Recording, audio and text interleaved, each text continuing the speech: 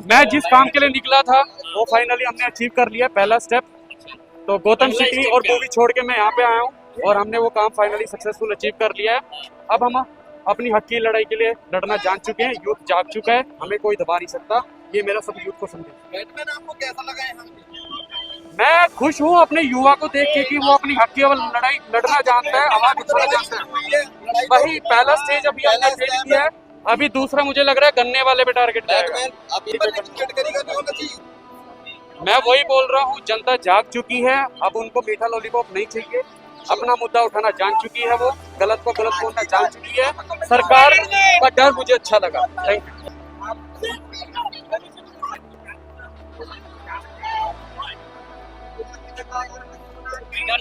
अभी कब नहीं जा रहे हैं, अभी जश्न का माहौल है। अभी जश्न मनाएंगे, ब्रेक पे जा रहे हैं। ब्रेक पे नहीं जाएंगे, अभी जश्न मनाएंगे, हमारी जीत का जश्न मनाएंगे, लोगों की जीत का जश्न मनाएंगे। और मेरा तो एक इश्यू है, ये जो मैंने मास्क लगा रखा है, आई वांट टू से कि निकोबार में जंगल काटे जा रहे हैं। निकोबार एक बहुत इको सेंसिटिव एरिया है, वहाँ पे जंगल काट रही है सरकार, अदानी को पकड़ा दिया है। तो उसके लिए कहीं ना कहीं आवाज उठानी बहुत जरूरी है।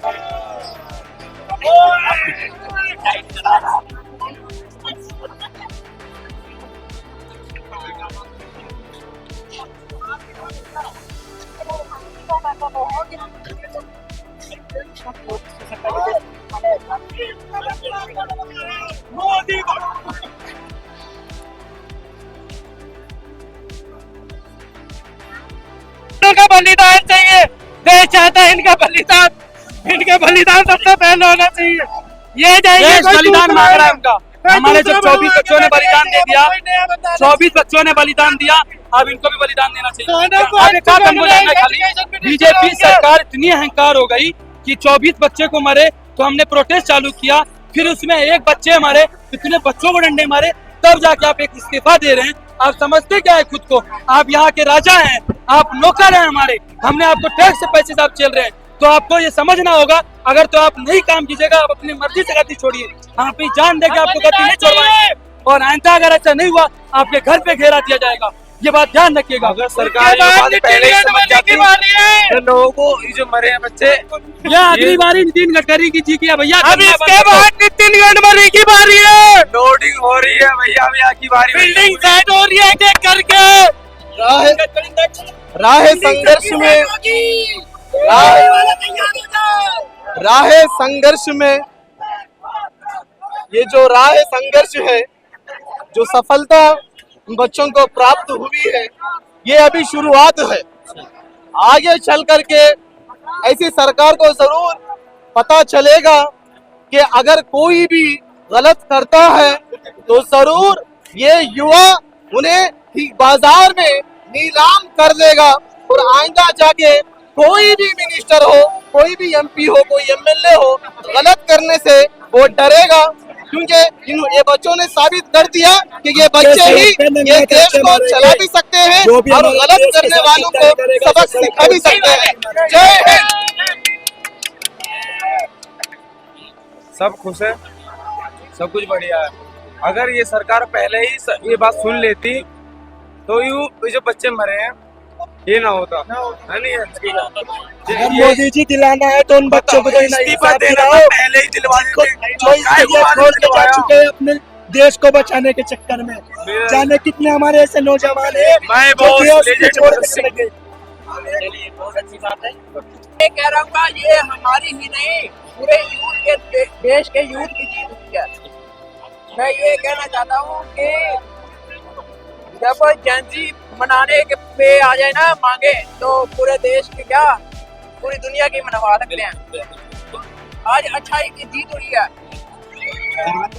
इस्तीफा देने से हम कोई समाधान नहीं हो जाता।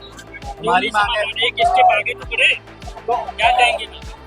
ये बहुत ही दुश्मन टाइम है जब युवाओं की जीत हुई है। और सबसे अच्छी बात है कि नॉन वायलेंस प्रोटेस्ट रहा है, जो एक्चुअली जिसका एजेंडा था, और सरकार को झुकना पड़ गया।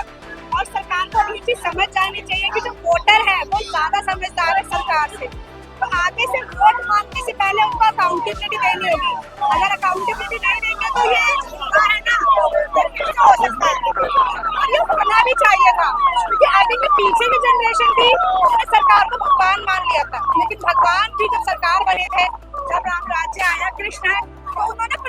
प्रायोरिटी दी। ये चीज हाँ, अकाउंटेबिलिटी मस्ट। ठीक है, करप्शन है वो कभी खत्म नहीं हो सकता, बट एटलीस्ट 100% करप्शन नहीं होना चाहिए ना, तो के बारे में सोचना चाहिए, वो बहुत जरूरी है। तो चीजें चेंज हो गई है and this is the time where change has started. अब हम कह सकते हैं कि हाँ सच में राम जी आ गए हैं, क्योंकि ये बहुत पीसफुल प्रोटेस्ट आए तो सतयुग की शुरुआत होने लगी है इस कलयुग में।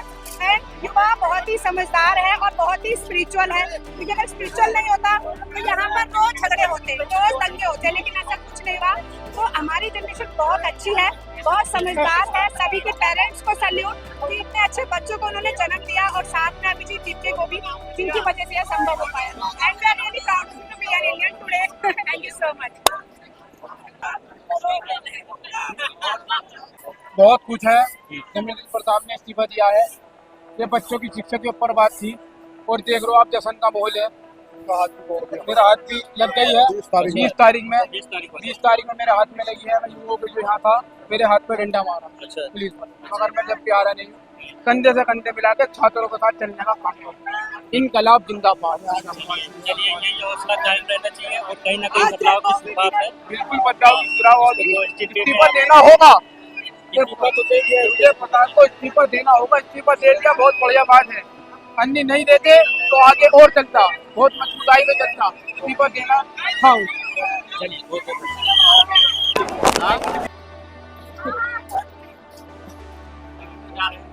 क्या कहना चाहोगे? जो अभी हुआ बहुत अच्छा हुआ, सही बच्चों के हक के लिए। संतुष्ट हो? हाँ संतुष्ट, लेकिन घर जा रहे हो? अब घर जा रहे हैं। गवर्नमेंट को यही निवेदन है कि अब पेपर लीक मत करें, क्योंकि बच्चों को भविष्य बर्बाद होता है, इससे क्या होता है ना असल में। इसलिए हम सरकार बड़ी तो प्रधानमंत्री के लिए भी आएंगे। जरूरत अब वैसे सरकार नहीं, अगर सरकार एक बार नहीं समझ सकती है, क्योंकि जानते हैं कि बच्चों में अगर युवा शक्ति है हो सकती है तो कुछ भी कर सकती है, इसलिए प्रधानमंत्री को भी समझ में आ गया होगा। क्या लेके आप धर्मेंद्र प्रधान तो झांकी है, बीजेपी अभी बाकी है। पूरी बीजेपी का इस्तीफा लेंगे बनकर, छोड़ेंगे हम प्रधानमंत्री को भी। ये ज्यादा नहीं हो रहा? पहले सिपाहियों को निपटाएंगे, फिर हम राजा को निपटाएंगे। चेस हो रहा है पूरा। नितिन गडकरी लोडिंग। हाँ, इसमें अभी गाली दे सकता हूँ ना, कोई दिक्कत नहीं, गाली आप अपनी बात एक अच्छे सभ्य तरीके से। इतना फ्रस्ट्रेटेड है हम कि गाली क्या रहा निकले ही दे रहा है। नहीं फिर भी जो है तो इन्होंने गन्ना हमारी उसमें किया है, हम इनकी उनमें करेंगे। बहुत बात से हिसाब से क्या कहोगे? मैं तो ये कहूँगा बच्चों में खुशी का माहौल है और ये माहौल बरकरार रहेगा। और धर्मेंद्र प्रधान ने इस्तीफा दे दिया है, अब इस इस्तीफे से और भी जितने बीजेपी के नेता है वो भ्रष्ट काम करने से डरेंगे, क्योंकि अब कांग्रेस जनता पार्टी अपने यूथ और स्टूडेंट की आवाज उठाना जान चुकी है और जीत चुकी है। अब हर एक सदर बीजेपी का हो जाएगा नेता भ्रष्ट काम करने से, क्योंकि आज इसका इस्तीफा हुआ, कल किसी और का होगा। ठीक है, कल किसी और का होगा, इसलिए कांग्रेस जनता पार्टी जिंदाबाद। हम आपके साथ, आपको डरने की जरूरत नहीं है, कुछ नहीं उखाड़ पाएंगे। इतनी खुशी हुई है कि हम संभाल नहीं पाएंगे। धर्मेंद्र प्रधान ने दिए इंतजाम में बोलते सुने। इस्तीफे की खबर आ गई एजुकेशन मिनिस्टर की, क्या कहेंगे? ये तो ट्रेलर था, ये ट्रेलर है। बिल्कुल तो मांग तो इसी चीज की हो रही, मांग हो रही थी, लेकिन हमें पूरे तरीके से चाहिए था। हमारे को बदलाव भी उनकी मांग थी। प्लस अभी एक चोर को हटा के दूसरे चोर को नहीं बैठाएगा, इसकी क्या करेंगे? एक चोर को हटा दिया, हम तो खुश हो गए, दूसरा कौन बनेगा?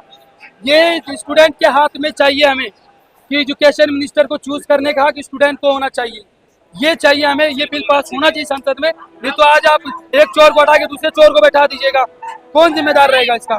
बताइए। देखो भाई, 100 की शुरुआत हमेशा 1 से होती है, तो अभी इस जीत से हमारी शुरुआत हो चुकी है। आज एजुकेशन में बात उठाए, कल स्पोर्ट्स में बात आएगा, परसों हेल्थ में बात आएगा, परसों पेट्रोल में बात आएगा।